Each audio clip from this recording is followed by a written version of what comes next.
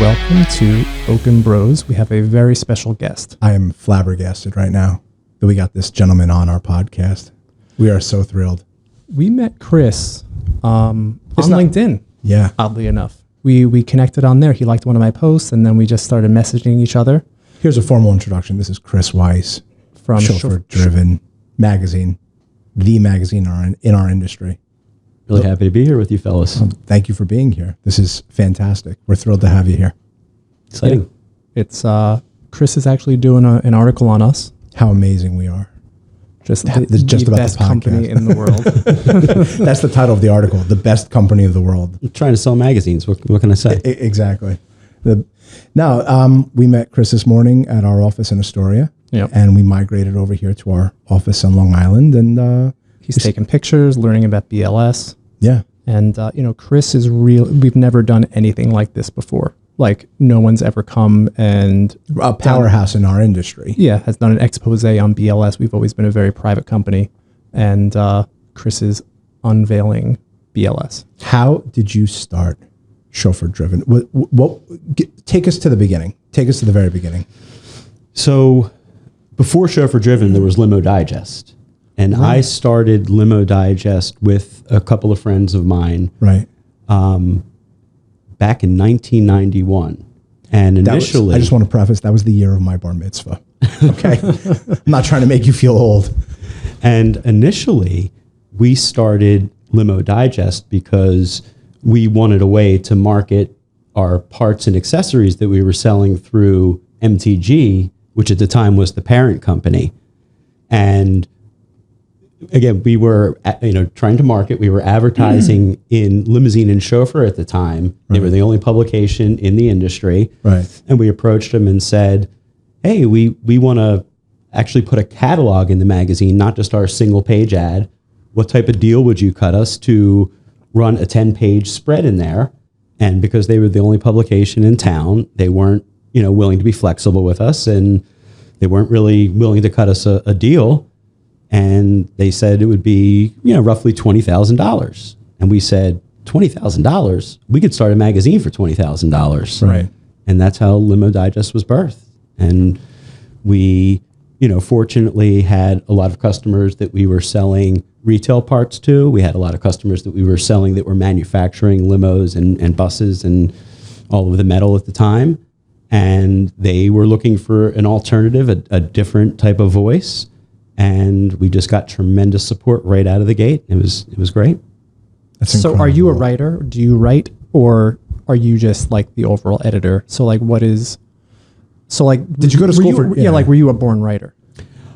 I'm a born artist. So Okay. writing is a skill that I have, and I've always been into creative writing, and Right.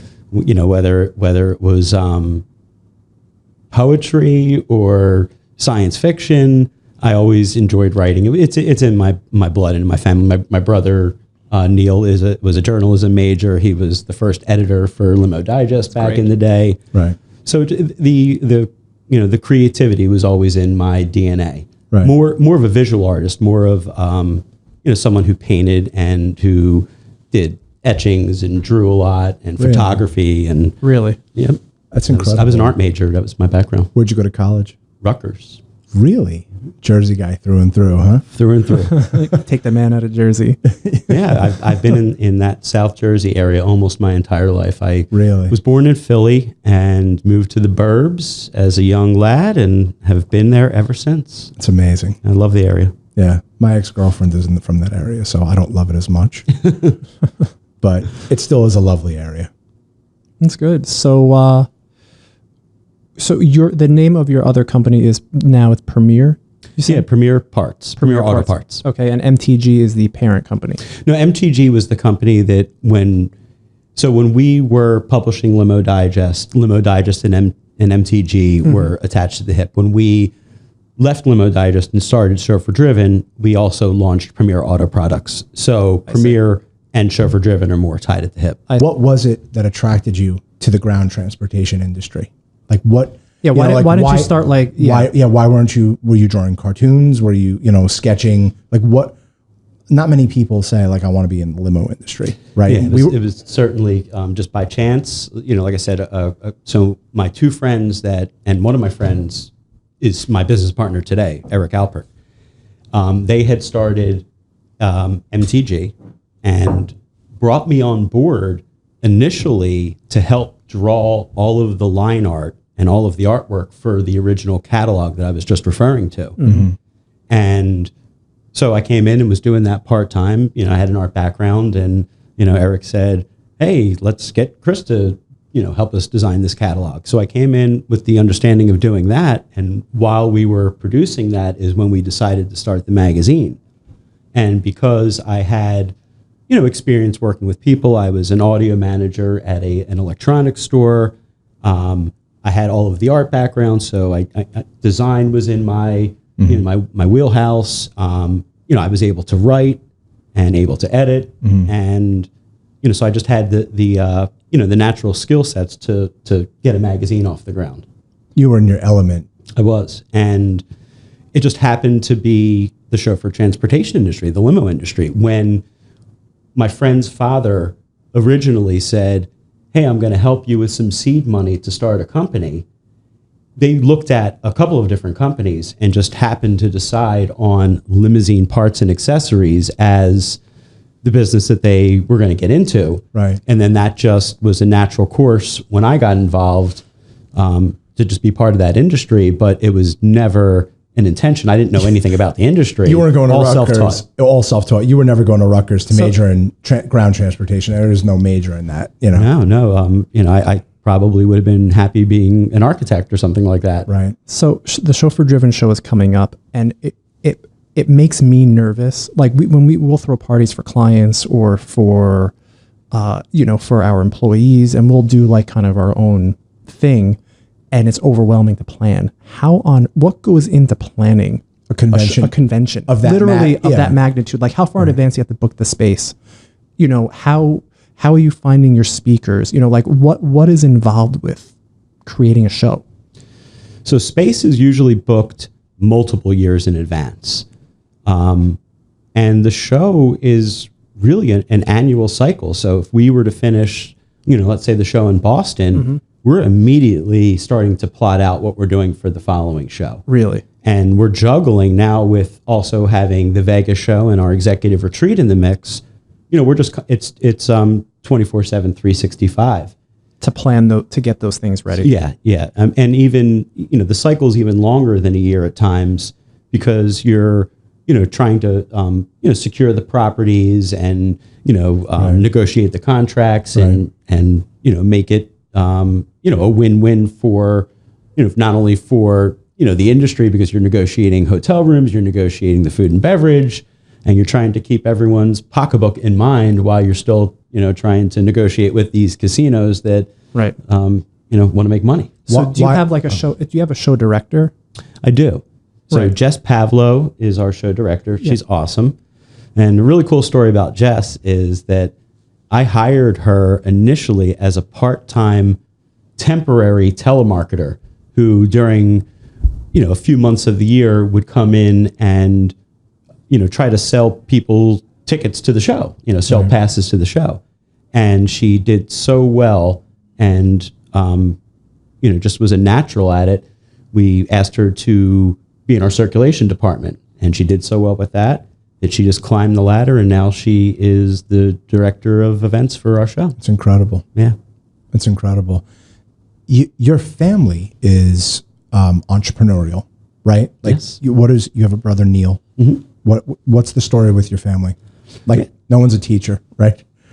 Maybe somewhere. Yeah. Somewhere down the line. Neil's wife is a teacher. Okay. Well, I'm talking specifically bloodline. Yeah. No teachers, but just a lot of entrepreneurial spirit. My father owned his own business. What did he do? He manufactured maternity wear. Oh, really? And so he had 5 kids. He was his best customer.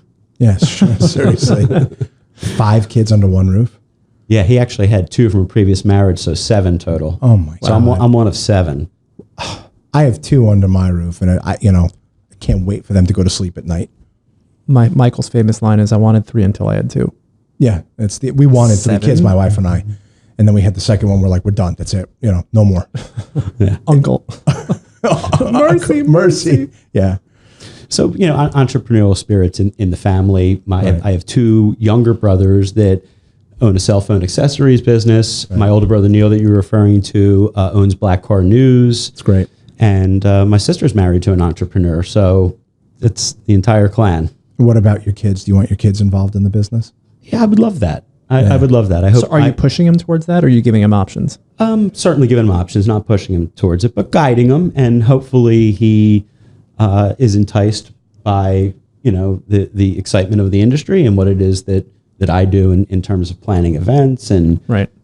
So I'm really hopeful that one of my three kids comes on board and is part of the business. So you see this lasting clearly, like, let's not kid ourselves. Print is dead, right? Like print is done. I'm not or in the dying, right? I have my in-laws own a printing press, and I see them every Sunday, and every Sunday for the last 20 years it's a dying business. It's a dying business. Is print dying? Are you moving towards more a online presence? How's that working? Yeah. So print is healthy in certain areas. Like where? So in B2B publications, hobbyists and enthusiasm publications, like if you're into skiing or golf, unique niches. Right. It's hard to get that information all in one place on the internet. Mm-hmm. And so there are some, specific areas where print is still alive and thriving. Interesting. I mean, we're publishing on average of 120 pages a month with the publication. So, really, we're still in a good place, and we still feel like print is very viable, but it does have a shelf life, and maybe 5 years down the road, we'll be looking at it differently. Our print product is identical to our digital product. So we've had a digital product for a decade now, and we've just been putting a lot more energy into our social media, into our newsletter, our digital newsletter, and really trying to just create different ways to present content to people. Do you have every single operator on planet Earth signed up for this newsletter? Are you getting to that?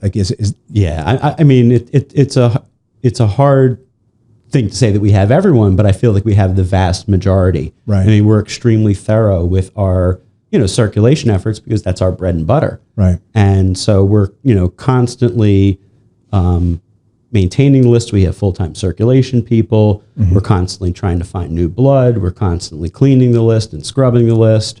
We're audited, so we have to maintain a quality list, or we can't have the postal privileges that we have when we mail out the magazine. Oh, I didn't know that. I had no idea. So who are you audited by?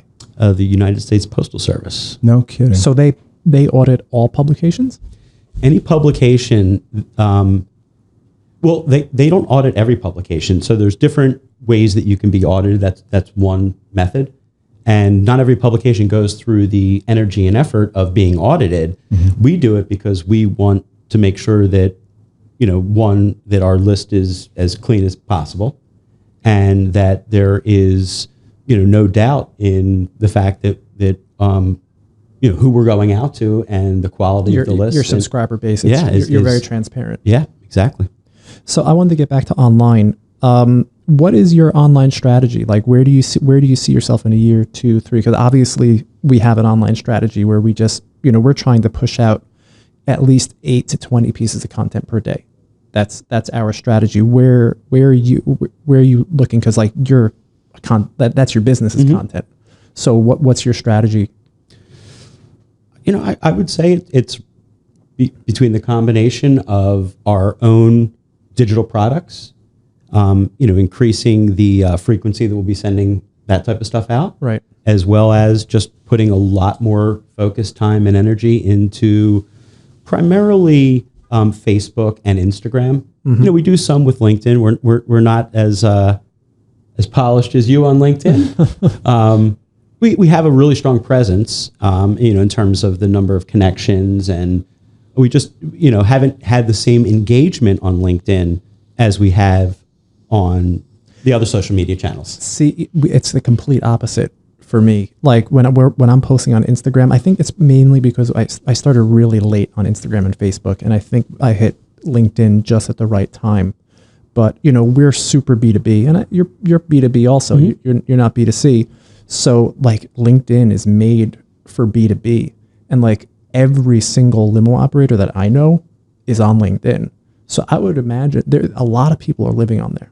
It's true, and I was an early adopter to LinkedIn. This is a year old. Yeah, so it's something that I've been active on LinkedIn in terms of building, my connections and my contacts for a decade. And, so we utilize that in just circles back to the circulation and making sure that we're going out to everyone. Right.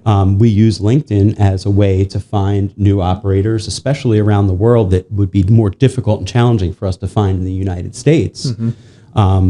We've had a lot of success through LinkedIn. I believe I have 5,500, upwards of 5,500 connections, and the vast majority are people within the chauffeur transportation industry. That's pretty much all of them. Yeah. So and so we use that as a way to build our database and to, so we might not dispense as much content on LinkedIn, but those same people are then, hopefully receiving the magazine, hopefully reading our newsletter, following us on the other social media channels. Right. I need to take more lessons from you on LinkedIn, I think.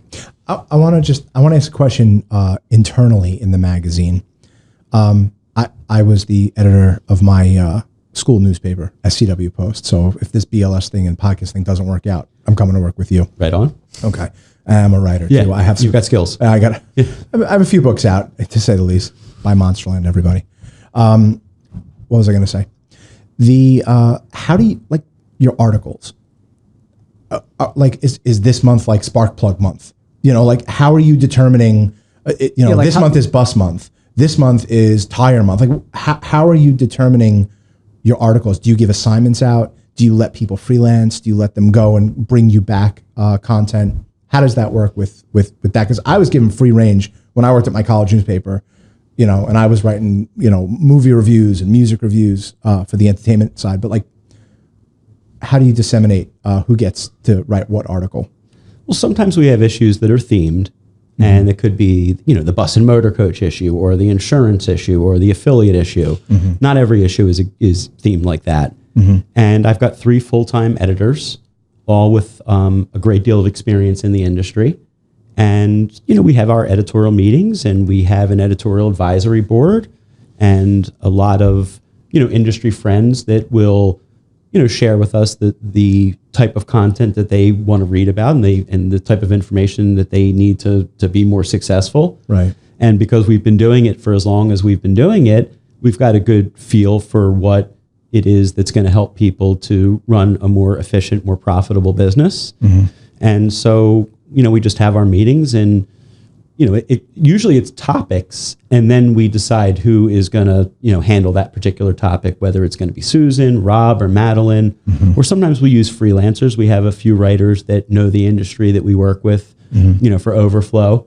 And then we have contributors within the industry that, also have their finger on the pulse of the space. And so whether it's the focus is on, marketing and sales, or whether the focus is on HR. We've got a column called HR Coach that's very specifically just about that topic. It's great. And what I really like about it is, as a business owner, a small business owner that's not running the same type of business that you guys run, the information is still applicable. 100%. And so when I read it, I say, oh man, I got to pass this around to my, to the rest of my team, because this is a great piece. Right. Well, we've learned things from Chauffeur-Driven, like when the article comes out, or I get that email saying it's live, I'm clicking on that right on my phone, and I'm reading the entire magazine, or I'm skimming it, and then I'll save things for later. But, we've learned things for the labor codes, and we're like, oh, that's really happening. It's a great education piece. Yeah, you really are doing the industry a wonderful thing by educating us. And it doesn't, fall on deaf ears. I remind my team often that they are in a position to make an impact on people's lives and to put bread on the table for people. And if they, if an article that they're writing gives advice that could help someone run a more efficient or more profitable business, then they're actually making a difference in people's lives. It's working. Whatever you're doing, it's working. It's been very helpful. We're to our extremely passionate about this. I've been doing this since I was in my early 20s, and right. I hate to admit it, but I just recently turned 50, and so this has been my Congratulations. Thank you. I swear, I thought on my life, I thought you were my age. I thought you were maybe 41, 42 years old. So whatever you're drinking, keep Thank drinking you, Mom. it. Yeah, keep drinking it. What's a day like for you? What time do you get up? Do you work out? What's for breakfast? Give us a day in the life of Chris Weiss. I normally get up around 6:37. It just depends on whether school is happening or not. Sure. And I typically am in the office by 8:30 or 9. Where's your office? I live in Mount Laurel, and my office is in Marlton, which is only 5 miles away. Oh, that's not bad. So it's super convenient. Right. And everybody goes to the office every day? For the most part, we have a few remote employees, but the majority of the team just works out of our office. And the synergies of putting together a publication and planning events, it helps to have people together most of the time. 100%. Yeah. Do you have? Is that your only office? So that's our office for Chauffeur-Driven. Our sister company, Premier Auto Products, that office is in Elkhart, Indiana, which is really where all of the buses, vans, Sure. RVs, all of that's manufactured. So it just makes sense to be where all of that's being Gotcha. made. So you're in the office by about 8:39. How does your day? Are you an email guy? Are you sit on the phone all day? Like how does your day go? Yeah, it's a combination. It is? Yeah, I mean, you can't get away from the emails. Right. It's remarkable that how you could be in quicksand because of email. So you have to 100%. you have to Do you have an executive assistant that handles your stuff? I don't. Really? Let me tell you something. It's a game changer. It really is. It's an absolute game changer because Yeah. it allows you to focus on the moneymaker. It allows you to focus on what you're good at. It allows you to travel more when you have someone helping you. Right. It's time consuming to make an airline reservation. It's time consuming to do those things. So if you hire somebody that's there to help you, or just in general, like an office assistant, that's like we were talking before. That's something that we've recently done. Huge game changer for the staff. Yeah, you guys have opened my eyes on a few things. Thank you. Including Glad we fruit and vegetables. Oh man, turn this into a health podcast. That's another podcast for another time. Yeah. But yeah, I have thought about that, and you're. I'm not going to say you're probably right. You're right. Right. And Right. it's just one of those things that I would love to have. It's all about boosting your productivity so you can make more. So we're big believers in the law of attraction. Like Yes. we talk about it all the time. We believe thoughts create things. We believe whatever you put out there in the universe is what you're going to get back. We believe in game planning. We believe in vision boards on today's podcast, which is whatever. It's confusing. But the podcast that we recorded on Monday, we were talking about vision boards. Do you practice law of attraction type? Do you write down your goals? Do you like prioritize what you want to do this year? Like, do you have a 5-year game plan? Do you know where you want Chauffeur-Driven and your other companies to be 1 year, 2 years, 3 years, 4 years?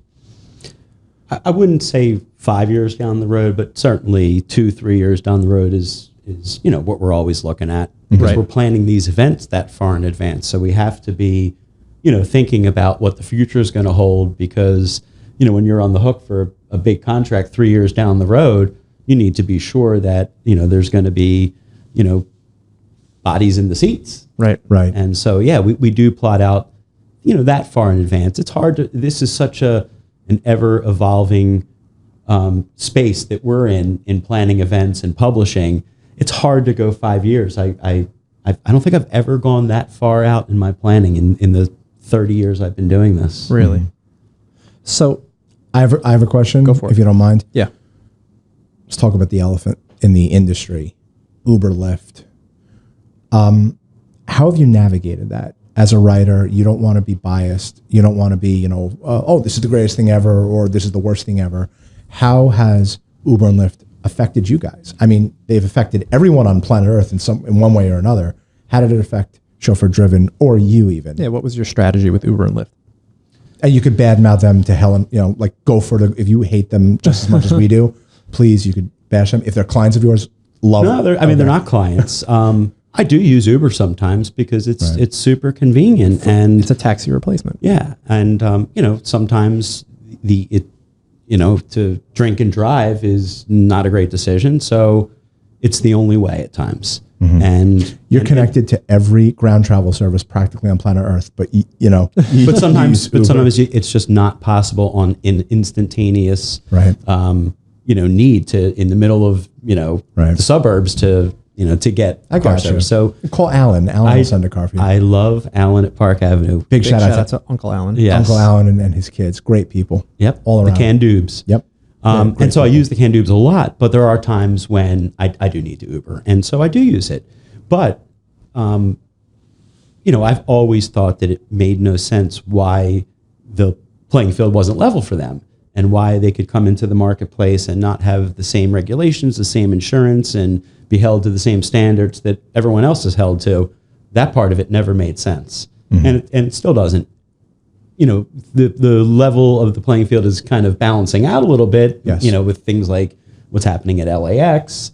The insurance. It's a problem for everyone. We never had insurance problems before Uber.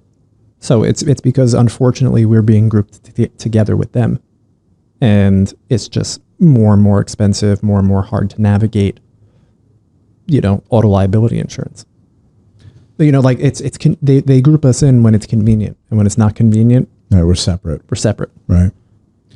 I wouldn't say that it had a huge negative impact on chauffeur-driven and the events that we do. It was a little blip. There was a while, not too long after Uber made it to the marketplace, that people, just didn't know how to react to it. Right. And, the evolution into larger metal and the evolution into, dealing with meetings and events and groups wasn't, it was still in its infancy. And so, once it got to the point where people realized that there was a severe race to the bottom on pricing with Uber and Lyft and that business model, it was either you evolve or, eventually you're going to go down. Do you feel that Uber and Lyft are the talking movie pictures and our industry is the silent picture? The way that the silent pictures were so big back in the 10s and the 20s, 1910s and 20s. And I'm only saying this because I watched Chaplin the other day. I watched that. A few weeks ago. It's perfection. Robert Downey Jr. was unbelievable. But the talking picture killed careers. And like, who watches silent movies today? Nobody. Everybody wants to watch a talking picture because that was the evolution of it. Is Uber the talking picture in our industry? As an insider, are we the silent? Are we the silent silent film? I don't know about that, but I would say if people are going to continue to compete on what they compete on, which is a rock bottom price, then yeah, it may be that way. But I feel like people have evolved over the last few years, Right. and have gotten out of that race and aren't getting caught up in racing to the bottom. Well, you can't in It's our industry. It's a slippery slope. In our industry, you can't really compete with Uber. In Las Vegas, particularly, it's $11, right, to go. Or no, it was $9 to go from a hotel to a hotel. The cabs are charging $11, so they undercut the cabs, which I don't understand how the local government out there allowed them to do that. And then a limousine is $50. So we're not. There's no race to the bottom for us. Maybe us versus another competitor. We'll drop the rate $5, and they'll drop it another $5 to try and get that account.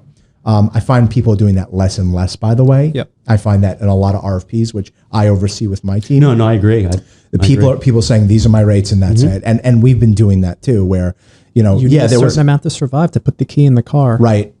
Yes, and Maybe it hit rock bottom, and now people are realizing. 100%, and then you can go for rock bottom for a little bit, and then you have to go back to the client saying, we can't do this anymore. You know, like we Chris and I were talking about this earlier, and I believe Uber, Lyft has defined our industry. I think it was very How so? It was very murky for a little while, where Right. people didn't understand the difference between us and Uber, and I think this year, I think around the time that they went public to a little time before that, we got defined because the holes in their business model started to become very apparent. And corporations, high net worth individuals, their travel is precise, and it can't necessarily be done by pressing a button. And there's chemistry with the people that we're driving because they're producing. They're not necessarily going on vacation when companies like ours are driving them. And you can't press a button and get their travel done. There's a reason why travel agencies exist. And if there's a reason why those people exist, there's a reason why companies like us exist. So I'll answer my own question. The idea agree with that. Uber is the talking picture. I think the cabs were the silent picture. For sure. Yeah. I think in 10, 15 years from now, there's not going to be, it's going to be like a rotary dial phone. Like what's a taxi cab? Yeah. Our grandkids won't know what cabs are. Correct. I agree with that. Yeah. They're going to be like, there were these yellow things going around all in the city. It's going to be a relic of times past. Right. And another thing that we were talking about was that Uber created a culture of people who are happy to not drive and to be driven around. Right. So I can't figure that out for the life of me. I really can't. It's the reality, though. How do you not like to drive? I mean, for real quick, my entertainment attorney who oversees my book career, her granddaughter, I won't name names, hasn't got, her grandkids aren't getting their driver's license. This, 16, 17, 18 years old, respectively. And she's like, yeah, they're not getting their license. They're pressing a button and being driven everywhere. I'm like, how do you not want to drive? How do you not want to have your license? She says, nobody wants it anymore. This generation, that I can't figure it out. It's true. And then you figure a certain percentage of those people are going to be discerning, like Eric was talking about, and they're going to need chauffeured service. They're not going to be satisfied. We're going to take the runoff, of the 0.0001% of those people that need that type of transportation makes up our industry. Right. Do you let your kids use Uber? My 17-year-old has used it a few times. I wouldn't let my younger kids use it. Really? Yeah. And you feel like it's safe? You're 17-year-old, you're like, yeah, go for it, no problem? No, I wouldn't say that extreme. He's done it with friends. Right. So I wouldn't allow him to do it by himself at this point. What do you feel is dangerous about it? I mean, there's been just so many instances of assault, and I'm not necessarily worried about him being raped per se, but assaulted or. How long has that driver been on the road for? What if he came from his house and he was just drinking with his friends, and he just picked up I can't figure the logic of this out. We had condos in Vegas, and we would live there. We'd live there from November to March before my son started kindergarten. This is years ago. And one of our neighbors was an Uber driver, right? When it was just starting to get really big. In LA, he was an Uber driver. No, in Vegas. Oh, he was? In Vegas. The guy lived across from me. And, I would say, so how does it work? He's like, oh, yeah, you're just sitting on your couch watching TV and you get a ping and you go and get in your car and go pick him up. I'm like, what did you take? He's like, oh, yeah, I was having some cocktails with friends. He's like, well, but it should be fine. And I still, to this day, it's 2020, I don't have the Uber app. I will find a way to get to where I have to go if I'm out or something. Yes, okay, I'll be that guy that my family owns a ground travel service, right? We own a limousine service. We will always have a car somewhere.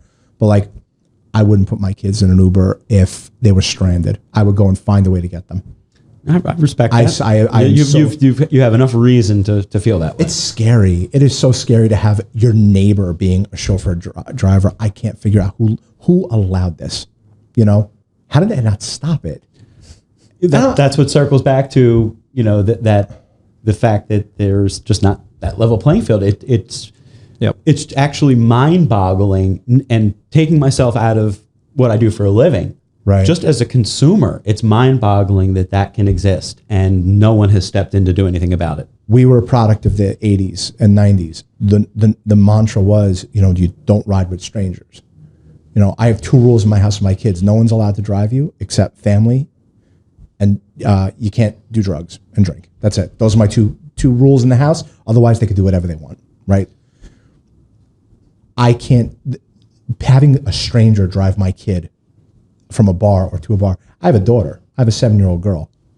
Never going to happen. Yeah. It's just never going to happen. She's never going to have Uber on her phone. I guess because we're insiders.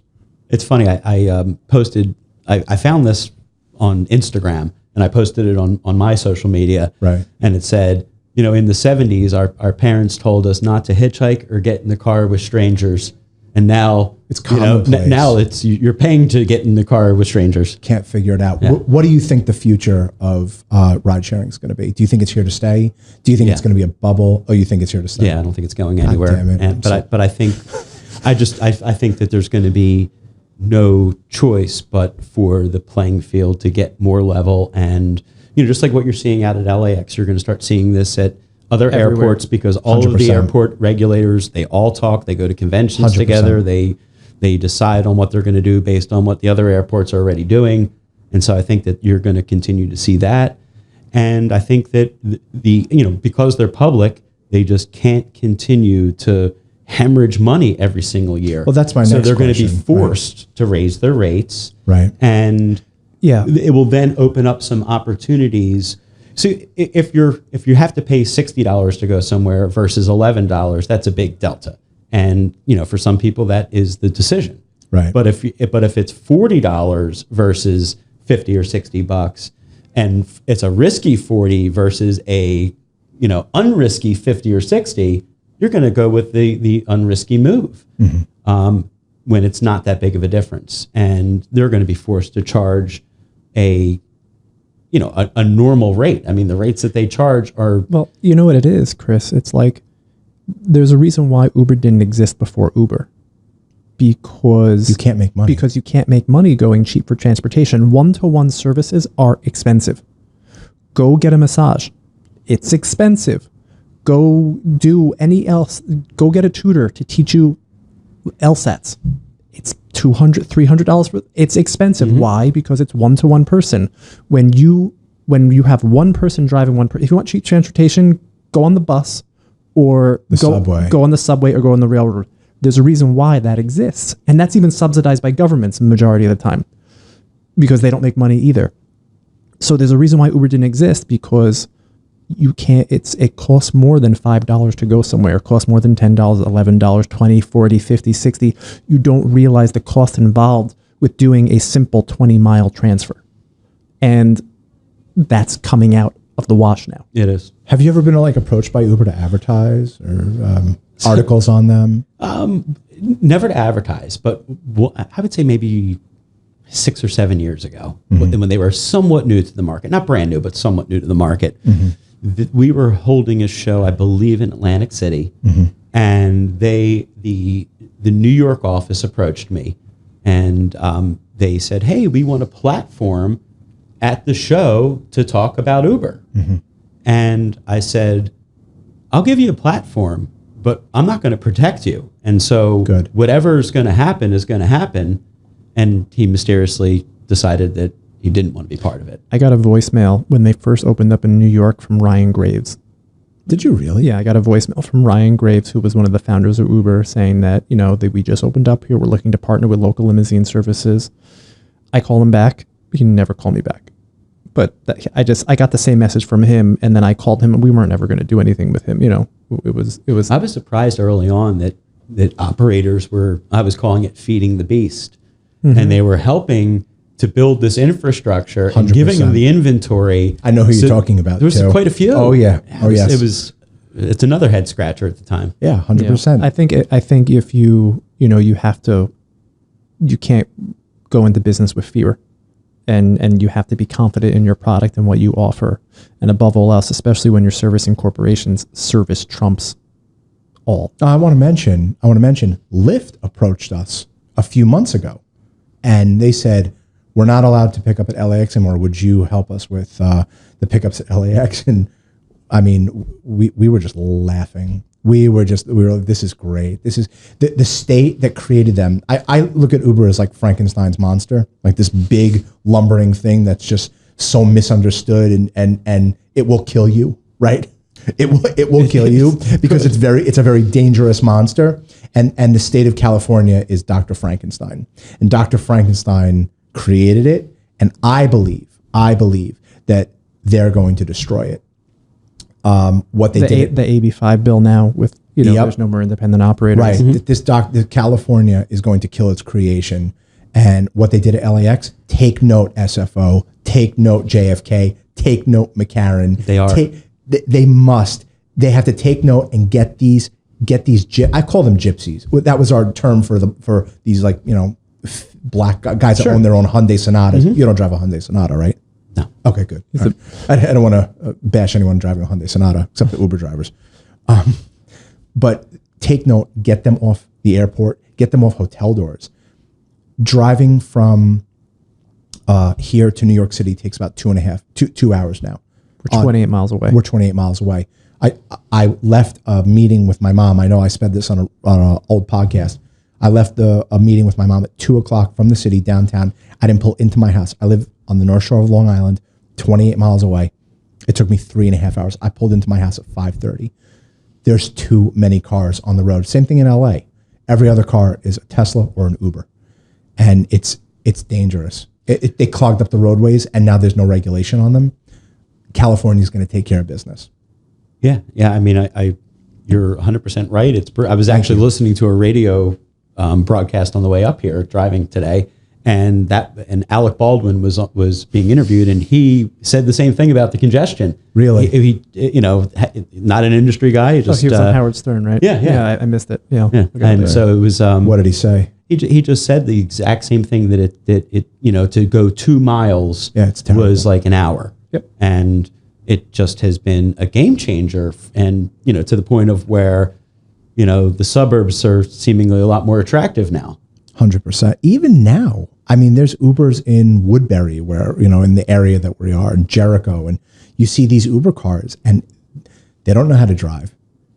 And I think they're very dangerous. Something is going to happen. You can't just lose billions. I'm hopeful that, because I really believe in the need for something like that if it's done the right way. Sure. So if the insurance is in line, sure. If they're charging the right amount, if the drivers are tested, 100%. then I'm good with it. 100%. I think that's too optimistic. I think it's impossible to charge the correct amount because people will not use it. People will go home from the bar for $11, but they're not going to go home from the bar for $50. I was going to say $60 120 or for 120. Like so Uber's still not going to make money at $40 going home. I personally think that's too optimistic. I don't think it's possible to charge the correct rates. Okay, so then why aren't we the size of Uber? Because we charge the correct rates. Because so we do background checks on all of our drivers. Our cars, they're employees. So we are doing it the right way. And you can get to a certain size. You can build a beautiful business. You can live a great life. But to make billions in ground transportation, you lose billions. That's all the money is ever going to do. 100%. So I question how is it fixable? Because they took bus people. They took people who are going on mass transit to use them. So what happens when they jack up the rate? Those people can't necessarily afford charging the right rates. They can't paying, you mean? Yeah, they can't afford. Right. Someone riding a bus for $5 across town, can now pay $9 for an Uber. Sure, no problem.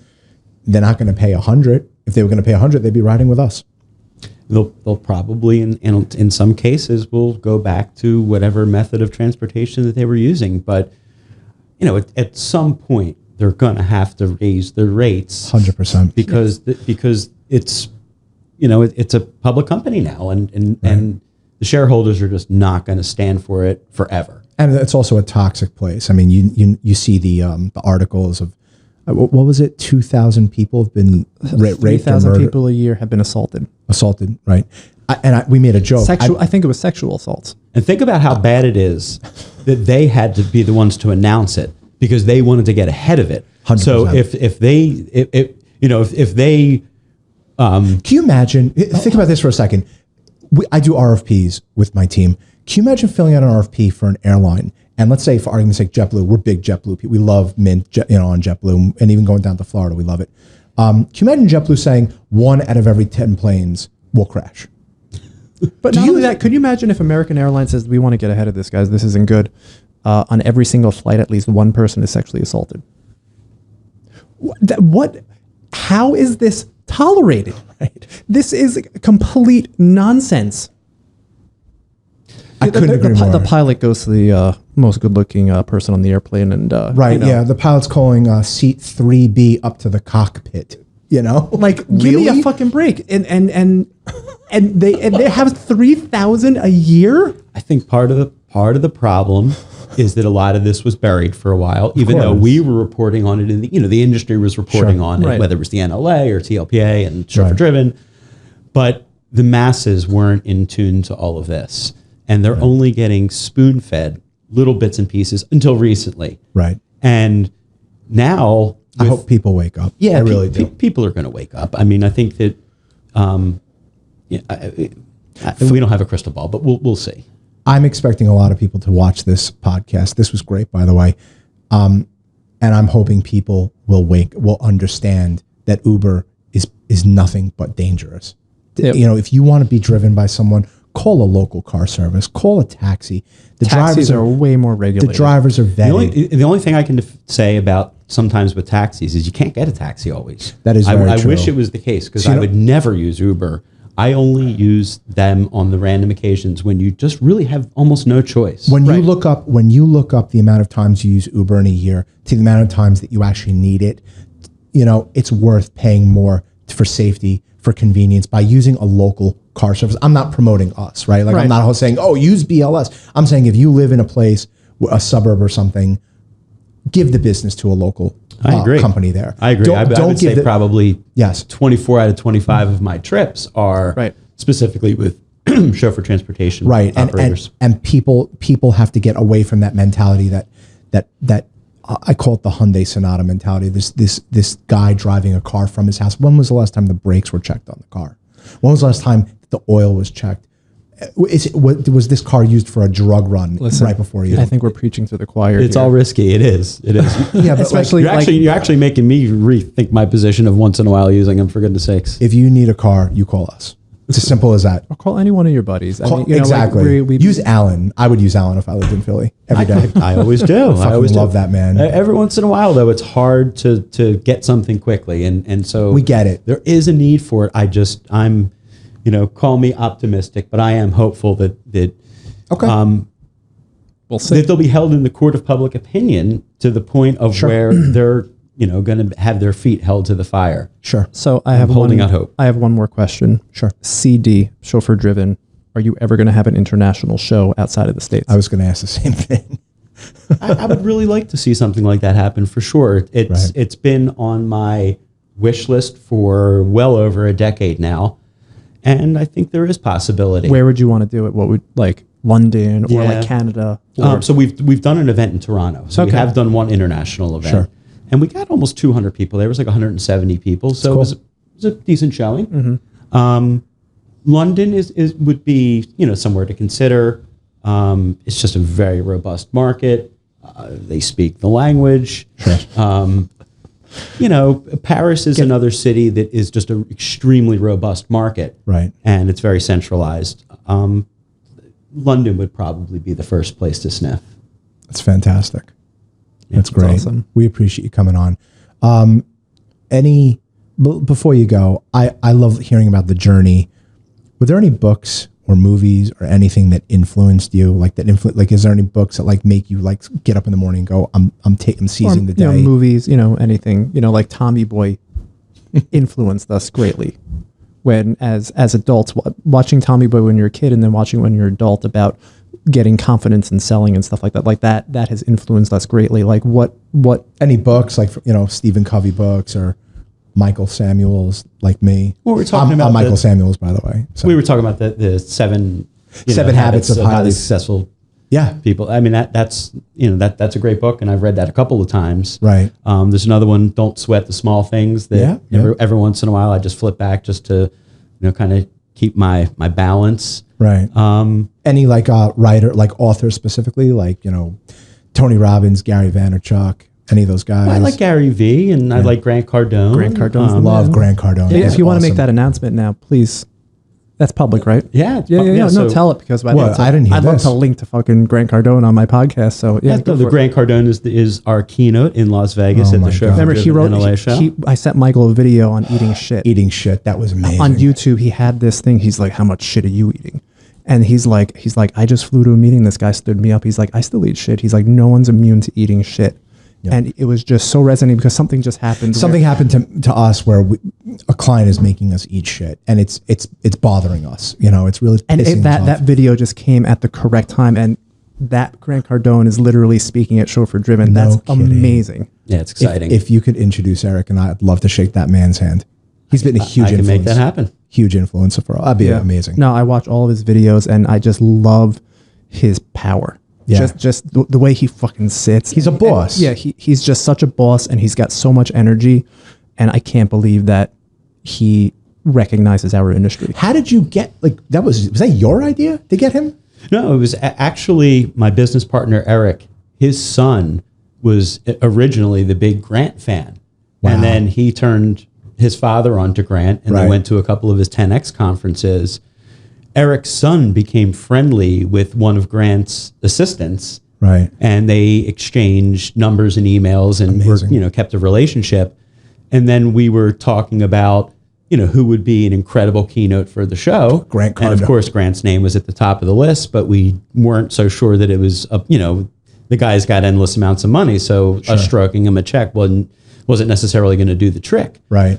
So Eric got creative, and through his son's connection, we reached out and said, "Hey, we want to build Grant a tricked out mobile office on wheels Sprinter It's unbelievable. as a payment instead of paying him the normal cash that someone might pay him to speak at a show." And that got his attention.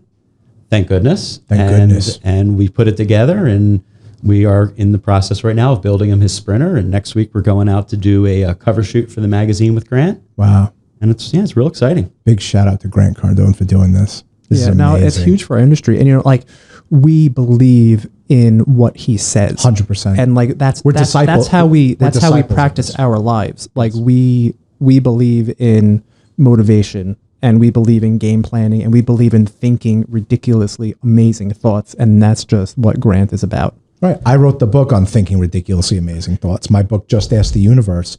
And you read Grant stuff, it's all in the same line. You have to be clear on what you want. You have to hustle your fucking ass off for it. And that's what my book is about. Yeah, we feel like this is going to be the best keynote this industry's Oh ever my seen. God, Are you kidding ever, me? Yeah, we're ever. excited. Try Gary Vee next year, or maybe even Anthony Robbins. I don't know if it's possible. Anthony Robbins is my guy. He is larger than ungettable. Yeah, he's ungettable. But we were talking about other inspiring people. And Right. a couple names popped into my head, and they were people that I have seen Like who? speak at GBTA actually, which Right. I It's know connected you to guys. us, yeah. And so That's where we met. Sir Richard Branson, I mean, yeah, come on. just absolutely off the chart. Right. And Steve Wozniak was those were the two most inspiring people I've ever seen speak. Yeah. And do you think it's possible to get them for our measly industry? We tried to get Branson, Right. and he just doesn't do engagements like this anymore. Sure. And I had a friend of a friend contact him who knew him and did work with him. Right. And so it was a direct connection, and he just wasn't interested. Right. And Wozniak, I haven't really gone after. I know what his price tag is, and it's just a little out of budget. Sure. But you never know. Build him a Sprinter. Yeah. Build a private plane. Are you kidding me? That's cool. It's amazing. You had fun? It's great. You had fun here? Yeah. Yeah. For sure. Got to start your own podcast. CD podcast. CD Live. podcast. I hope we'll be guests on that. You think so? I think so. Tell you, we'll show you everything that we got, the cameras, the multicam software. I'm not showing him shit. No, that was amazing. Chris. It's fun, and I remember when Michael and I first did our first episode, we were like jittery and nervous, and then you just start talking, and I don't even think there's a microphone here. I don't think I'm wearing headsets. I feel like this is a conversation we'd have if we were sitting in the next room, I agree. you know, like this is what we do. You're going to come play golf with us, right? I can't wait. Yeah. I got my first hole in one last year No, you in didn't. June. Really? You want? Was anybody else there? Were you alone? Conveniently alone? No, I was not convenient alone. I was playing with Dawson Rudder. Yeah, Dawson. Big shout out to Dawson. We He love was Dawson. our first affiliate in Boston. Yeah. Great guy. Back I got before he went huge humongous. I just want to say I got 3 hole-in-ones last year. Yeah. I was playing this windmill course with my son, and I got a hole-in-one on this miniature golf course. So I actually have seen, this is something that, Chris didn't laugh. He didn't think no, that was funny. I get it. I get it. But It's on a par 3, right? You got the hole-in-one. You didn't do it on a par. it was a par 3. All right, because if you're like, yeah, no, it was on a par 5. I'm like, yeah, this guy's full of shit. My golf buddy that I grew up with, who actually taught me to play, Right. I witnessed him get 2 hole-in-ones in one round. I was there. Really? Did you capture it on? It was just happening Nah, too it just fast. happened. Yeah, we didn't, no video, but I saw it. I was happy there. to par a par 3 this year. Are you kidding me? The way I play, I'm just happy to make it out alive. Right. So how did it happen? What were you using? What iron were you using? Mine? Yeah, I want to hear everything. Take me step by step. It through this was the hole-in-one. 13th hole on the Renegade course in Desert Mountain in Scottsdale. Right. Beautiful course. And you're with Dawson for I was with Dawson. It's amazing. That's his home course. And it was a 7-iron, and I Gorgeous. somehow hit it really stiff and a slight draw, which is not my normal Yeah. trajectory. And Right. it just was gone right at it and Oh my God. bounced and rolled right in. It was incredible. We'd love to have you to our course, and maybe we'll get lucky. Not happening. What's your handicap? My game. Yeah. Yeah. Yes. At one point, I was like a 15. I'm Wow. probably more like a 25 these days. Really? You'll show Yeah, it. just, You'll I show just us don't a play thing or as, two. as often. I want to. We just started playing for real about 2 years ago, and one of my wife's uncle, he's my uncle too, said, "What's your handicap?" And I thought like he was. I'm like, I have asthma. You know, I don't know what to say to him. And My swing. my swing. He's like, no, what's your handicap? So then I figured out how to get a handicap, and I was last summer I was about a 21 or a 22.